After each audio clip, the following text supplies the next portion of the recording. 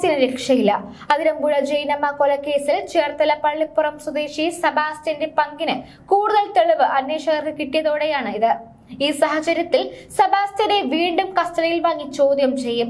കൊലക്കേസല്ല, അതിനപ്പുറം ചാർജ് ചെയ്താലും തനിക്ക് പ്രശ്നമല്ലെന്നും ഒരു കേസും വ്യക്തമായി തെളിയിക്കാൻ സാധിക്കില്ലെന്നും ഈസിയായി പുറത്തിറങ്ങുമെന്നും സീരിയൽ കില്ലർ സെബാസ്റ്റ്യൻ വെല്ലുവിളിച്ചിരുന്നു.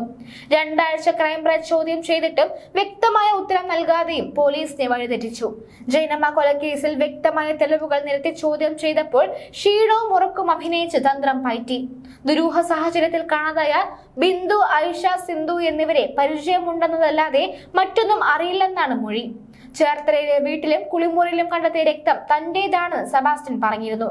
പ്രമേഹ രോഗമുണ്ടെന്നും കാലിലെ മുറിവ് ഉണങ്ങാതെ വന്നപ്പോൾ രക്തം തനിയെ പൊടിഞ്ഞതാണെന്നുമാണ് അവകാശവാദം.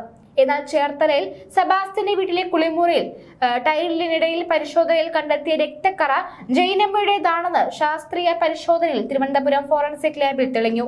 ഇതോടെ കള്ളമൊഴിയുടെ പ്രസക്തി തീരുകയാണ്. കുളിമുറി കഴുകി വൃത്തിയാക്കാൻ ഉപയോഗിച്ച സ്ക്രബ്ബറും കണ്ടെത്തിയിരുന്നു. വീട്ടിനുള്ളിലും രക്തക്കറ കണ്ടെത്തിയിരുന്നു. ഇതോടെ സെബാസ്റ്റ്യനെതിരെ ശാസ്ത്രീയ തെളിവ് പോലീസിന് കിട്ടുകയാണ്. ഇത് ചോദ്യം ചെയ്യലിനോട് സെബാസ്റ്റ്യന് സഹകരിക്കാതിരിക്കാൻ കഴിയില്ല. അങ്ങനെ ചെയ്താൽ അത് കൊടും കുറ്റവാളിയുടെ മാനസികാവസ്ഥയായി വിലയിരുത്തപ്പെടും. തെളിവുകളൊന്നും ഇല്ലാത്തതുകൊണ്ട് മാത്രമാണ് സെബാസ്റ്റ്യനെ വേണ്ട രീതിയിൽ ചോദ്യം ചെയ്യാൻ പോലീസിന് കഴിയാതെ പോയത്. ഇനി കള്ളം പറഞ്ഞ ചോദ്യം ചെയ്യലിനെ വഴിതെറ്റിക്കാൻ സെബാസ്റ്റ്യന് കഴിയില്ല. ജൈനമ്മയെ വെട്ടിയോ കുത്തിയോ കൊലപ്പെടുത്തി ചുട്ടരച്ച ശേഷം കത്തിയോ വസ്ത്രമോ ബാത്റൂമിൽ കഴുകിയിട്ടുണ്ടാകാനാണ് സാധ്യത. ജൈനമ്മയുടെ നിന്ന് കരുതുന്ന വാനിറ്റി ബാഗും വസ്ത്രാവശിഷ്ടങ്ങളും സമീപത്തെ കുളത്തിൽ നിന്ന് കണ്ടെത്തിയിരുന്നു.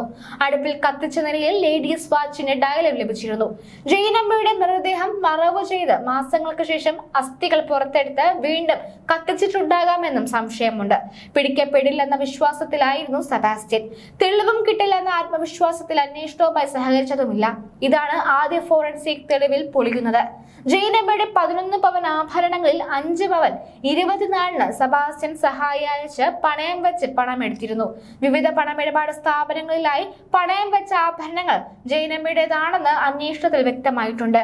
2 ആഴ്ച തുടരെ ചോദ്യം ചെയ്തിട്ടും വിവരങ്ങളൊന്നും വെളിപ്പെടുത്താൻ തയ്യാറാകാത്ത സെബാസ്റ്റ്യനെ വ്യാഴാഴ്ച വൈകുന്നേരം വീണ്ടും റിമാൻഡ് ചെയ്തിരുന്നു. ഇത് വീണ്ടും ചോദ്യം ചെയ്യും. സമ്പൂർണ്ണ DNA ഫലം അന്വേഷണ സംഘത്തിന് അടുത്ത ദിവസങ്ങളിൽ തന്നെ കൈമാറുമെന്നാണ് വിവരം. അതിനുശേഷമാകും വീണ്ടും ചോദ്യം ചെയ്യുക. കഴിഞ്ഞ 28-ന് വീട്ടുവളപ്പിലെ പരിശോധനയിൽ ശരീരാവശിഷ്ടം കത്തിക്കരിഞ്ഞ നിലയിൽ കണ്ടെത്തിയിരുന്നു. ജൈനമ്മയുടെ മൊബൈൽ ഫോണും വസ്ത്രങ്ങളും കണ്ടെത്തണം. കോട്ടയം ക്രൈംബ്രാഞ്ചാണ് ജൈനമ്മയുടെ തിരോധാനം അന്വേഷിക്കുന്നത്. കാണാതായ ഡിസംബർ 23-ന് തന്നെ ജൈനമ്മ കൊല്ലപ്പെട്ടത് നിഗമനത്തിലായിരുന്നു അന്വേഷണ സംഘം.